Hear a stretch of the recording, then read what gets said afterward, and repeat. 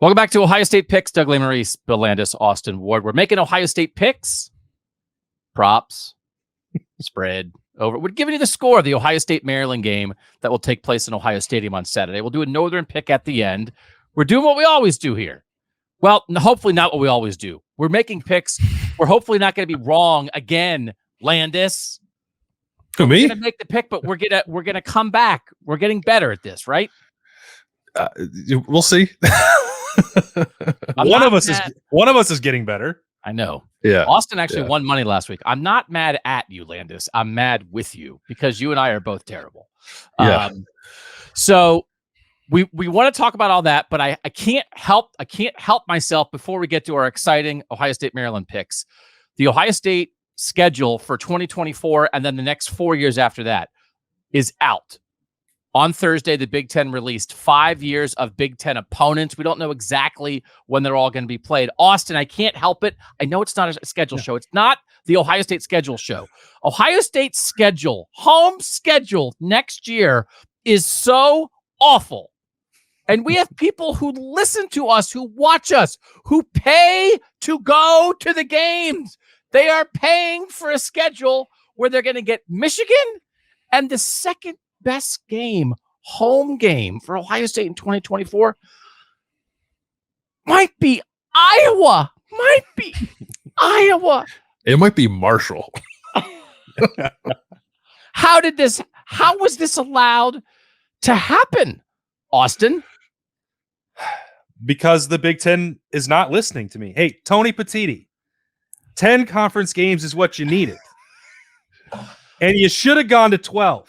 Because guess what? Then you would have interesting games in every single stadium. I mean, I know that was not ever going to happen for 2024. And that's going to leave too many non-conference opponents scrambling, leave them without money and without a place to play. Okay, yeah, fine. We've really spent a lot of time thinking about the little guys in conference realignment to this point. Better make sure to take care of them now. But this is what happens. If you're putting together an 18-team league, you're going to have weak, horrible home schedules, away schedules, overall schedules, because you're not ensuring that all the best teams are going to play each other. Ohio State and Penn State should be a protected game in this. I thought I could kind of understand in the first Flex Plus Pro model like why they didn't. But if you want these games to matter, then you're going to have USC coming to the Horseshoe every other year, or UCLA or Washington, Oregon, Penn State. Otherwise, this is what's going to happen. And you're going to lose people's interest in the regular season, and you're going to lose their money. And then the broadcast partners are going to be like, hey, what's going on? Nobody's watching these games anymore. USC does not come to the Horseshoe until 2027 in this model. It's a 5-year cycle, right? And the plan of this 5-year cycle, Ohio State has one protected rivalry with Michigan, which means they'll play Michigan every year. And then the other 16 teams in the Big Ten in a 5-year cycle, they'll play either twice or 3 times. But it's just the glaring nature of the 2024 home schedule, Landis. Part of it is there's no good non-conference game next year. So it's Southern Miss, Western Michigan, and Marshall are the 3 non-conference home games. Then the 5 conference home games are Indiana, Iowa, Nebraska, Purdue, and Michigan. It's like an old Big Ten West smorgasbord jammed down the throats of hardworking, paying customers in Ohio. Here, take some Purdue. You like that, Nebraska? Take some Nebraska. Can I have a little bit of Oregon, sir? No. Take some Iowa. Have some corn. It's unbelievable to me. They're paying money for this. They get Alabama and USC at home in 27. So just hold your breath until then. Hold your nose through next year's home schedule. Bill, you don't have any way to follow that? No, I was gonna let that breathe. I'd like to try an Oregon oyster, sir. Take your corn. You're living in the Midwest. Watch it down with some more corn. Here you go. It's too much corn on the home slate. It is good. I'm glad that Ohio State's getting eight home games next year because they're only going to fill it up for one of them, so they're going to need the extra money. It might be terrible, but at least there's a lot of it. I don't even know what that rationale was. At least If you can't give quality, you must give quantity. Right. It's the golden corral of home games in the Horseshoe. You're going to get sued by Golden Corral for comparing Golden Corral to this home schedule. It is the worst home schedule I've ever seen for Ohio State. Ever. I'm sorry. Golden Corral doesn't serve corn. Oh. Noted correction. On behalf of the fans, right? And even like they were going to get a UCLA trip next year. Now it's an Oregon trip instead. I guess that's okay. They're going to play one West Coast Big Ten game every year. Like they're sprinkling that around. Like the whole travel thing, we kind of knew they were going to do this, right? Everybody, you go out there once. So that won't be as much of a strain. And I do want to cite, right, in the old world, in the Big Ten East, in a 5-year cycle, Ohio State was playing 15 games against Indiana, Rutgers, and Maryland because you're playing them every year. In this new 5-year cycle, starting in 2024, they're playing 7 games against Rutgers, Maryland, and Indiana. That's less than half as much of that. That's good. But man, it feels like there's a lot of old Big Ten West in its place. There's not as much. I can't believe they did this and that USC is not coming to Columbus until 2027. It feels like they're just anticipating Ohio State and USC playing in the Big Ten championship game a couple times, and like that'll take care of it. Yeah, maybe. I that's a bummer too. And I also was hopeful that when they had to reshuffle all of this, they would put Penn State back on Ohio State's schedule every year, and they didn't do that either. So we have 2 back-to-back years of no Ohio State versus Penn State games in 26 and 27. Yeah. At least there's Penn State next year. Someone pointed, right? We're talking about Ohio State, Maryland, Austin. We're going to get to that right now. This Maryland game would be the second best home game on next year's schedule for Ohio State. I don't even know if there's a question. Do people want to see Iowa? No. I guess would it be like maybe it's a new coach if the Ferentzes are fired or not fired? I don't know what would be better for Ohio State fans. Maybe it's just me. I'll go to the Ohio State Iowa game and fight. You have to go. Yeah. Nobody wants to watch it. We could all go to the post-game news conference. That's the only exciting part of Iowa coming to Ohio. But it raises the level of this Maryland game, which is why we're excited to talk about the schedule, because now it's like we have to appreciate this. Savor Maryland on Saturday. Doug, it's 2 unbeaten teams. Take your corn. Yes, no corn. Today, it's crabs. And dig in. Crab cakes and football, 2 unbeaten teams, big noon. I think it's one of the most important games that have ever been scheduled in the Horseshoe. And I feel thank you. Yeah. You sound like a therapist for me, Doug. Yeah. It's going to be fine. Just embrace it. These opportunities are going to be few and far between. Like clearly the pollsters are waiting to see how Maryland responds to this challenge. Berm threw up the score, so I guess I'm going right to it. So it's no. I need a break. Hold on. I can't. I need to reset myself. Okay. Pretend like you haven't seen this, folks. Don't worry about it. Before we break, can we just appreciate that Austin said tomorrow it's corn, today it's crabs? Call Tony Petitti. Tell him to make that shirt for the Big Ten. Okay. When we come back, we'll talk about this game on Saturday and make some picks and savor it because we have to next on the Ohio State Pick Show. All right, Doug Lesmerises, Bill Landis, Austin Ward back. Now we're going to talk about the game we're actually going to make picks on. We're going to talk about some other prop bets and that kind of thing. And Austin, kick us off with why this will be a great, exciting Big Ten showdown on Saturday. You'll never believe this, but my score prediction is 41-17 Ohio State in this game. Whoa. Yeah, I know. Felt like I could have predicted that. Yeah. Well, I'm pretty transparent when it comes to those things. I don't believe that Maryland is a legitimate threat to upset Ohio State. I don't think that they are a threat to cover in this game. I think maybe their offense is potentially more of a test than even Notre Dame when it comes to Talia and a more innovative, cutting-edge offensive attack. I think this should be a game that goes over, but a lot of that it would be contingent on how high I think Ohio State can elevate the ceiling with their own offense, because I think they're ready coming out of the off date to take another step forward with Kyle McCord. I think we've seen this with Ohio State against Maryland in the Horseshoe, where Ryan Day will push the tempo, push the urgency. maybe kick something on side to prove something to a program that I don't think he particularly values as a competitor, to put it mildly. So they played good games. I'm not pretending like Talia Tagovailoa is like a sub-average quarterback. Not pretending like I haven't seen the games in College Park that have got really crazy between Ohio State and Maryland. Doesn't generally happen in the Horseshoe, and I don't think anything through the first 5 weeks with a schedule that ranks, I believe, number 133 in the country, at least on one metric that I looked at.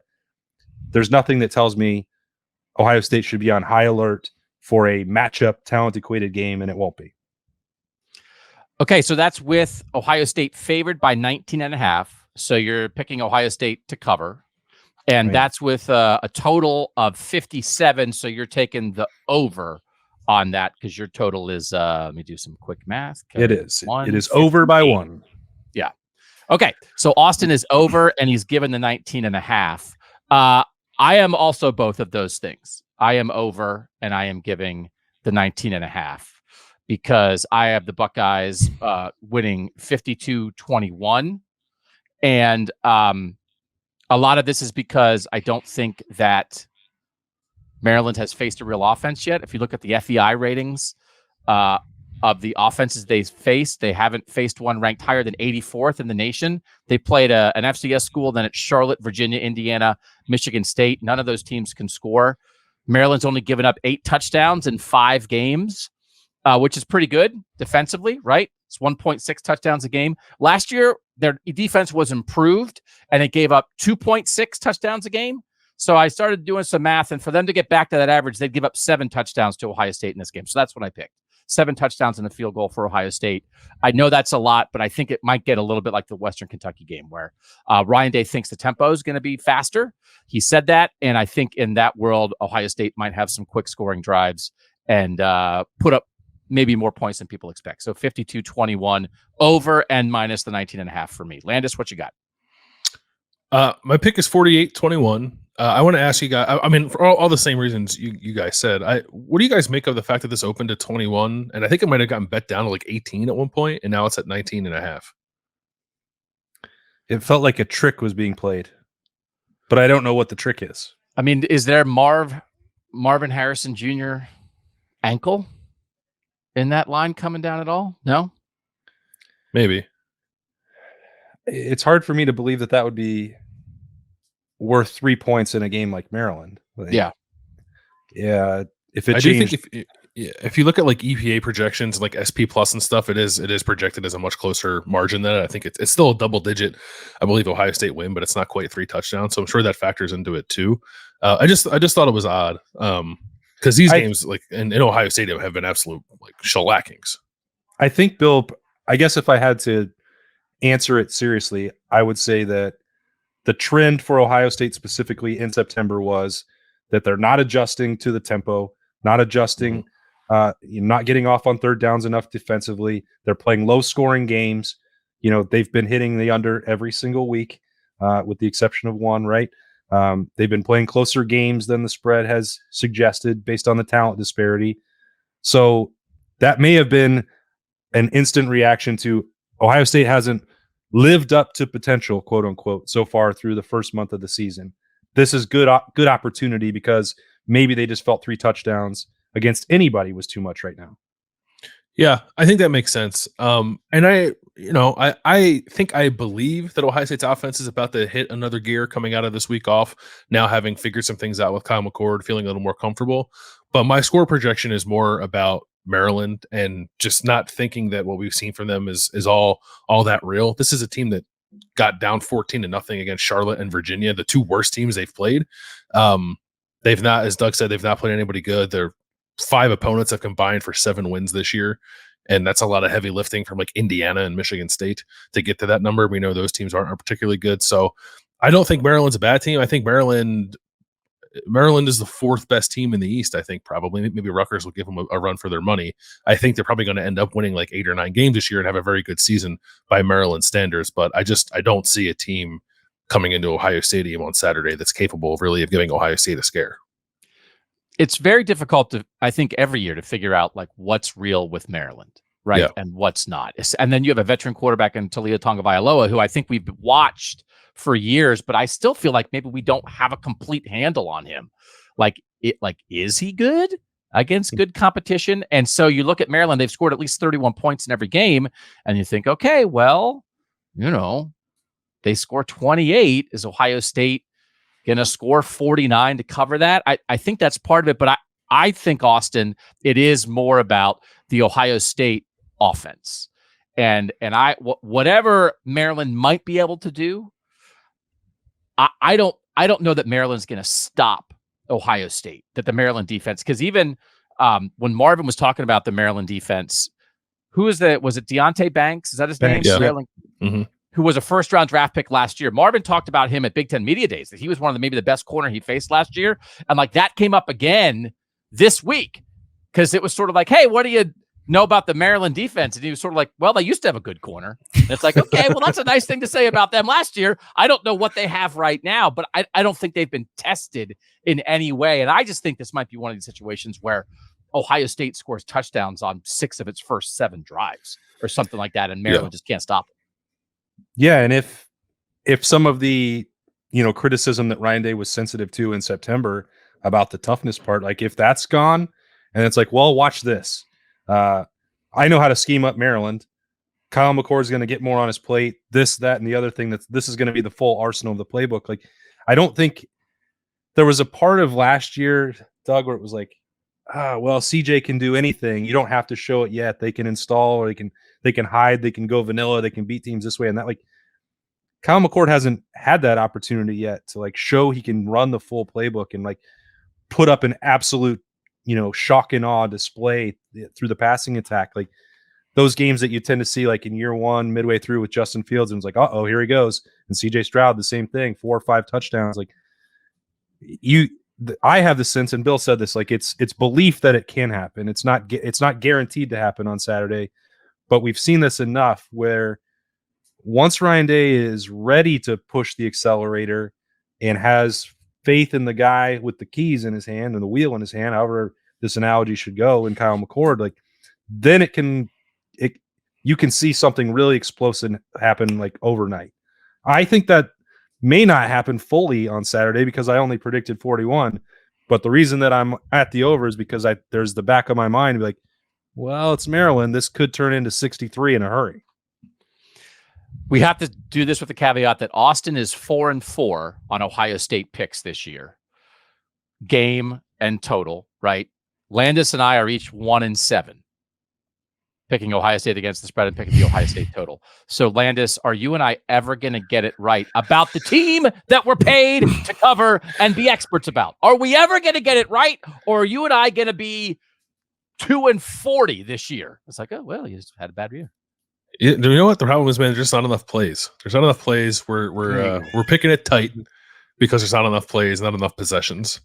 So we can't be blamed for that. The clock has thrown Landis off.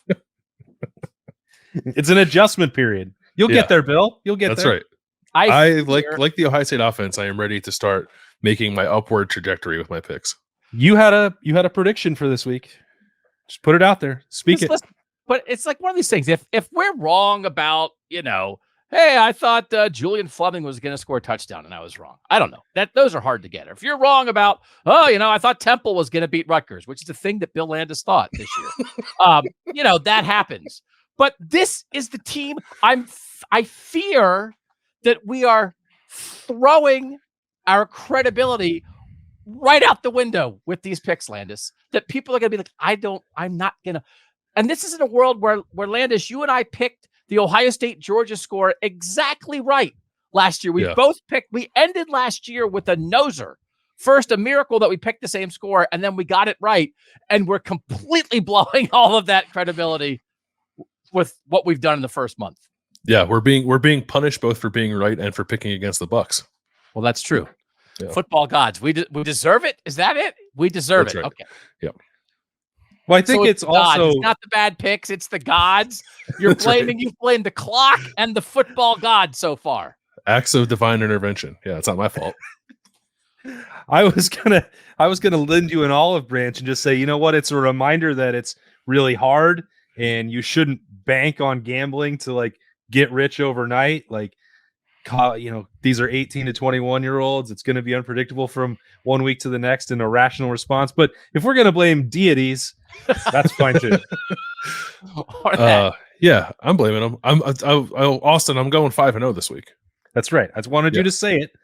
I wanted it with your chest out because I have faith in you. I know I've seen your gambling apps open before. There's money in there.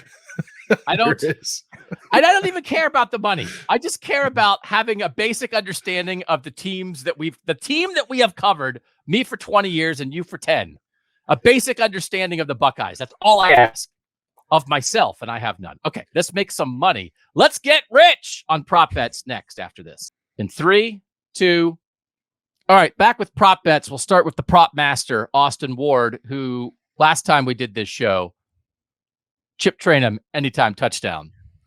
Came down to the final seconds, but you nailed it. So give the people some good ones this week too. Yeah, that's a real sweat right there. Not just for Ohio State fans wanting to win the game, but if you're still holding on to that Chip Trainum anytime tutty ticket and wait till 3 seconds are left in the game, that is a full lather. All right. I don't know that it'll be as difficult on this one, or that you'll have to wait until the very last second. And I think that Kyle McCord, Berm has mentioned this stat. He's got it over there on the side wall right now. Like, it's kind of, I don't know, unusual thanks to the Big Ten officials and a drop for Emeka Ibuka for 2 of those. Like, he hasn't thrown a touchdown against a Power 5 opponent yet. Maryland, not only are they unbeaten, Doug, but they are also a Power 5 opponent. Oh, those are both objective facts. So if this offense is going to take the upswing that I expect that it will, Kyle McCord will be driving that down the field, and he's going to hit the over on 2.5 touchdowns. I found this on DraftKings. That's at plus 160. The second one of my props, one of his targets is going to be Cade Stover. He has plus 160 odds for an anytime touchdown on FanDuel. That I think he is overdue. I'm frankly surprised that he has not caught a touchdown yet. He's been so dynamic. He's been working that middle of the field. He's been frequently exploiting some seams there in opposing defenses throughout those first 4 games. You know that Kyle McCord trusts him. Honestly, maybe the other part of this is like Kyle McCord is trying too hard to get him a touchdown. There were some plays where he's forcing it into like triple coverage to try and get Cade Stover into the end zone. That's not the way forward. But I think that they'll scheme it up, get it a little bit easier. Not expecting it to necessarily be a catch and run touchdown. I think it'll be down there in one of those short yardage red zone fixes for Ohio State, but it doesn't matter. However he gets into the end zone will pay American currency. Plus 160 on that Cade Stover anytime touchdown. So 2.5 passing touchdowns from McCord and an anytime touchdown for Stover are Austin's prop bets. Landis, what you got? Did you hit a prop bet last time, Landis, or no? I can't remember. I don't know, man. You didn't. You were 0-5. No, he was 0-5. He didn't hit anything. It was 0-5 last week. It was not a great time for me. But we're getting it back this week. Again, we're because we're in such a hole. We're shopping around for some juice. That's okay. Also, I'm just going to say it again. That's not gambling advice. It's not gambling. I am not giving anybody gambling advice. I am trying to recoup some lost fake money here on the show. I want Berm to make a graphic for us now. You and I are going to go to the grocery store, Landis. We're going to go into the orange juice section. We're going to get a photo of you like leaning in, grabbing a carton, and it's going to be Philly Billy shopping for juice. Oh, what a world. What have you done to yourself? Good luck, Bill. I'm in a dark place. All you need is one of Berm's patented 20-leg single game parlays, and then you're right back in it. Oh, I got a parlay coming. Don't worry about it. Yeah. I can't tell. Listen, man, you guys have been doing this for a year, and you got your Slack chats, and you have all the different name things, and things pop up in the Slack. It's like a 34-leg parlay from Berm, and I'm like, is this real? Is this a joke? I can't tell. If he wins, he's going to win $170,000. Is he going to quit? Should I root against him winning? I don't want to. So people need to know. I mean, it's for $5, whatever. It's fine, but I feel like it's infiltrated Landis's betting brain. What happens in that Slack channel? It certainly has. Yeah. If he would just bet with me and on the Phillies, he'd be rich. I bet on the Phillies on Wednesday night. We got the 1.5 run line. We're good. Yeah, I actually do win bets. Believe it or not, just not on this show. Just not on this show, and not on the team that I cover. So Travion Henderson's rushing total for this game, I think, is something like 72.5 most places, but I went with an alternate rushing line here on DraftKings to get positive odds in my favor. Plus 135 for Travion to have at least 90 rushing yards in this game. It's 90 plus. So if you get 90, you win, which is nice. You don't get stonewalled if he ends up with 90 on the dot, which I appreciate. I like Travion with a number like this because he doesn't need a lot of carries to get there. Like you don't need to give him the ball 16 times when you get 90 yards. You can get on 2 carries. He's capable of that. I don't think Maryland's rushing defense is particularly good. I don't think their defense in general is particularly good. The numbers paint a different picture, but everything we've said to this point, they've not played very good offenses. I think Ohio State's offense is good and potentially excellent. We'll see where it goes. But at the moment, I think Travion's playing well. We saw he had the big hit against Notre Dame. 2 weeks ago, he ended up over 100 rushing yards in that game, and it was like mostly on kind of one long run. So I think he can, even if he's not ripping off consistently 4, 5, 6 yards a carry, I think he can get 2 big ones in addition to whatever else he gets when he gets his touches to end up with 90 plus rushing yards and a little bit of money in my pocket. A little bit of juice. Okay. Yeah. Second prop bet next week. Okay. I'm more worried about this than I should be. Are you worried about it? You're not worried about it. I'm up at night. No, it's just for fun, right? Yeah. It's hard to lose professional credibility. It's for fun and professional credibility. That's it, right? It's fine. It's fine. Yeah, we're providing a service, which is don't do what Bill does, and you'll win money. My second prop bet is 4 touchdowns in each half. That's both teams combining for that. It's plus 240 on FanDuel.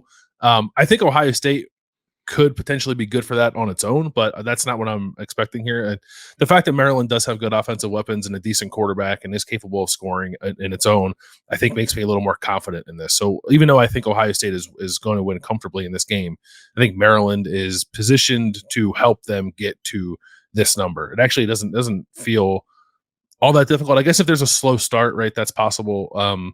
Neither one of these teams, well, Ohio State especially has not been very good in first quarters. Maryland has been like very hot or cold in first quarters. They either score like 3 touchdowns or nothing. I don't think they're going to score 3 touchdowns in the first quarter in this game. But if Ohio State, like Doug said, is in a spot where it rips off 6 touchdowns on its first 7 possessions or 6 on its first 8, whatever that is, I think this is good value for 2 offenses that know how to move the football a little bit. All right. Good luck to Bill Landis. My 2 prop bets. First one is Talia Tagovailoa over 234.5 passing yards. It's minus 114 on FanDuel. I just think this is Ohio State like playing off a little bit. Don't give up the big plays, but like hollow yards. And also Maryland being down and throwing in the second half. And so you wind up with a stat line that looks pretty good, right? Where it's like, oh, he was 24 of 37 for 263 yards, but like it kind of doesn't matter. You know what I mean? This is not like Tagovailoa is going to throw all over the Buckeyes kind of thing. I think it's like game script and them just like giving him some stuff underneath, and maybe he gets out of the pocket, makes a couple plays. And the second one is the Kyle Pile. I think Kyle McCord could score a rushing touchdown on a quarterback draw from the 7. I think he could score, looking for something and running in on his own. But we did a whole short yardage podcast on Kings of Columbus, Landis, and you thought they would try a sneak this week. Maybe they'll score a bunch of long touchdowns and they won't be at the 1 yard line and have a chance to sneak for a touchdown. But I'm folding that part of it in based on our discussion that we feel like this is a way they at least need to think about trying to score in short yardage. So I'll say Kyle gets in on his own. It is the one thing they've not. So they've run 17 quarterback sneaks in the Ryan Day era, but none of them have been for touchdowns. None of them have really been near the end zone. They've all kind of been like in the middle of the field. Doug, did you consider changing this pick after you saw Chip's face light up when I was like, hey, you should be the sneaker? I know if you were the coach, I would change the pick. If it was like Austin Ward, honorary play caller, it would be like, man, it was kind of weird that Chip took 9 snaps at quarterback, but really Austin's onto something there.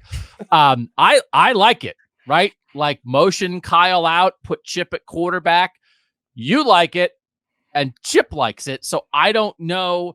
Can you and Chip together have a meeting with Ryan Day in his office on Friday? Do you have time to do that? They can do the best Fridays in football. You just show up at the end, be like, hey, Ryan, Chip and I would like to talk to you. It's already scheduled. In fact, I mean, that's, I changed my pick. We're taking care of that.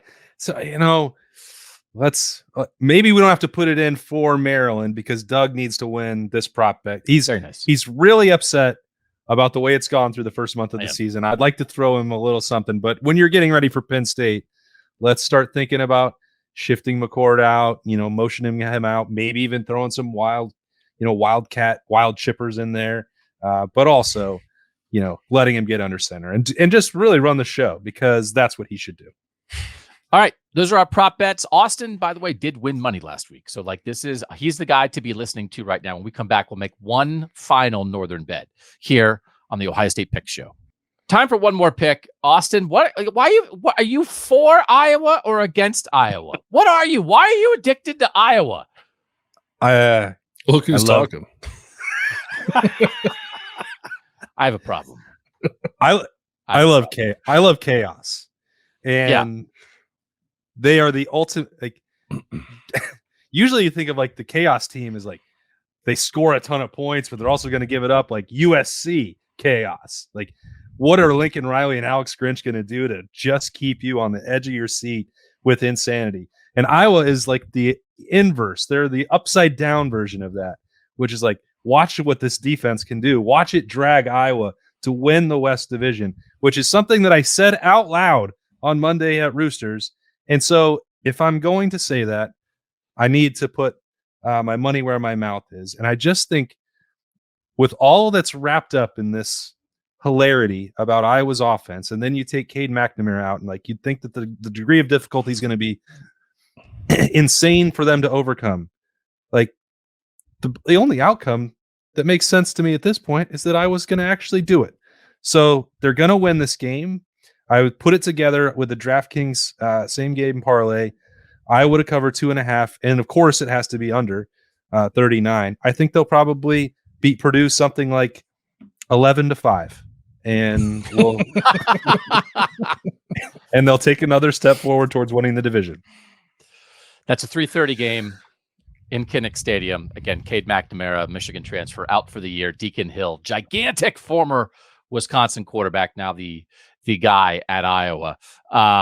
Okay, good luck. Landis, what you got? I need it. Yeah, I need it. That's a silly bet. Yeah. I'm following a similar tact here. Going with the same game parlay myself. I was taking Michigan minus 19.5 against Minnesota, and I'm taking the under in that game as well. Gives me plus 325 at DraftKings. I just don't think Minnesota is very good. And even when it's not good on offense, sometimes you can expect it to be decent on defense, and their defense, I think, is taking a step back too. Michigan has scored like basically every time it's had the ball this year. They just don't have the ball a lot because they play very, very slow. They are 132 in the country in pace of play out of 133 teams.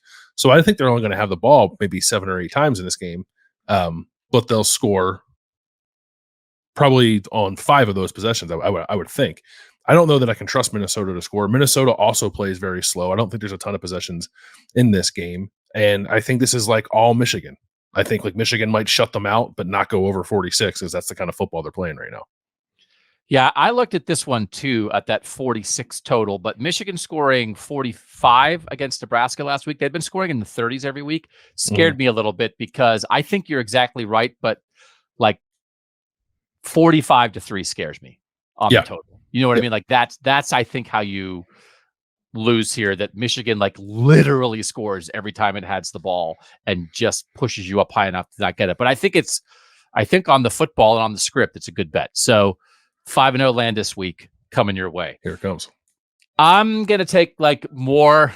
God, all of our picks are like Big Ten teams to not score points. Woo! Woo! And they're all coming to Ohio Stadium next year. Woo! Will Ohio State's defense not give up a point in Ohio Stadium next year until the Michigan game? Well, I didn't think we'd have 6 straight home shutouts, but what happens when you play Southern Miss and Purdue and Iowa and Nebraska? I'm taking Illinois, Nebraska under 43. That's minus 110 on DraftKings. Brett Bielema didn't like the way Illinois played last week because they played terrible. Their offensive line stunk. Their quarterback missed throws. They dropped passes. So I think what happened is like a rejuvenated Illinois that puts together some 13-play, 9-minute field goal drives. And that the answer is just like what they did sort of early in Bielema when it was like, man, like they'd have 19-play drives that led to 3 points and took up a whole quarter. So I think it's going to be like an efficient, hey, we got to buckle. And then Nebraska can't score.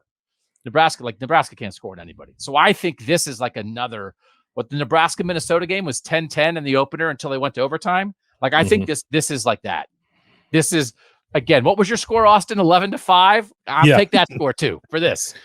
What is this conference? What? For real? I did get burned on a pick like this because I thought I picked Northwestern and was it Rutgers? No, Northwestern and Minnesota, wasn't it? Minnesota, yeah. Northwestern Minnesota I thought was definitely going to go under. And then they both scored in the 30s. Yeah. Doug, do you think that Brett was involved in the fire? Like some sort of ritual to cleanse?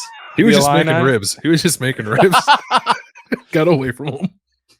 It's like, what is it? Out of the ashes we rise.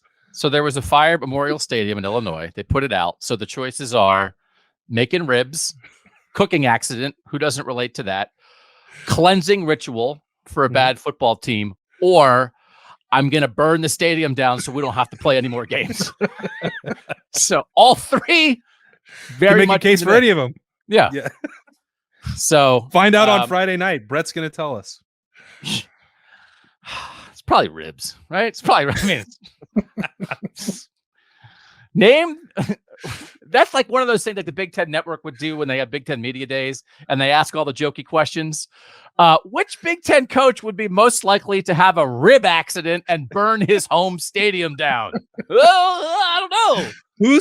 Who's got the most flammable stadium?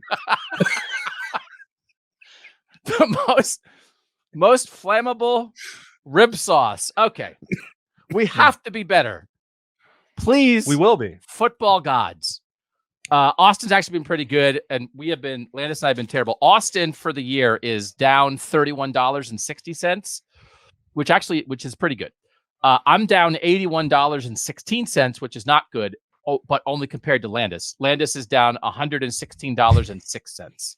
So if he had lost every single bet, he'd be down $200. So at least it's not that. So what you're saying is I've won. So what we're saying is ahead of the curve. If you noticed, we used to call this the betting show. Now we're calling it the Ohio State Pick Show. We did consider the title. It could be worse.